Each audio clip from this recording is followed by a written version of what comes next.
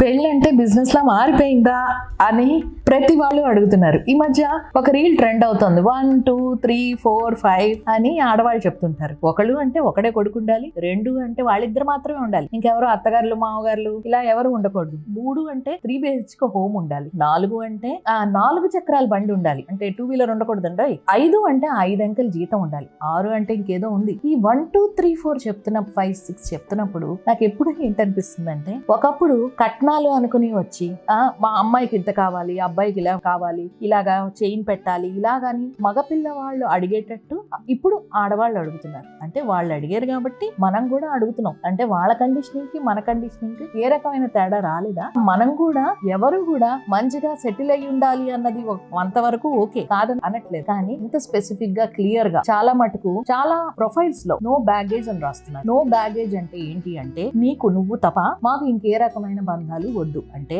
అత్తగారు మామగారు ఆడవడుచులు నీకు ఇంకే రకమైన ఫ్రెండ్స్ వద్దు, అంటే ఎవరు లేకుండా ఎలా వస్తారు? ఈ విషయంలో అందరూ ఆలోచించాలేమో. సో సమానత్వం అంటే వాళ్ళు అడిగారు కాబట్టి మనం కూడా ఇలే అడగడం అన్నది బిజినెస్. ఇప్పుడే మనం నవ్వుతూ మాట్లాడుతూ మా ఫిట్నెస్ ట్రైనర్ అన్నాడు, పెళ్ళంటే బిజినెస్ కాక ఇంకేంటి మేడం, పెళ్ళంటే బిజినెస్ అనుకుంటూ వెళ్ళిపోయాడు. మీరేమంటారు?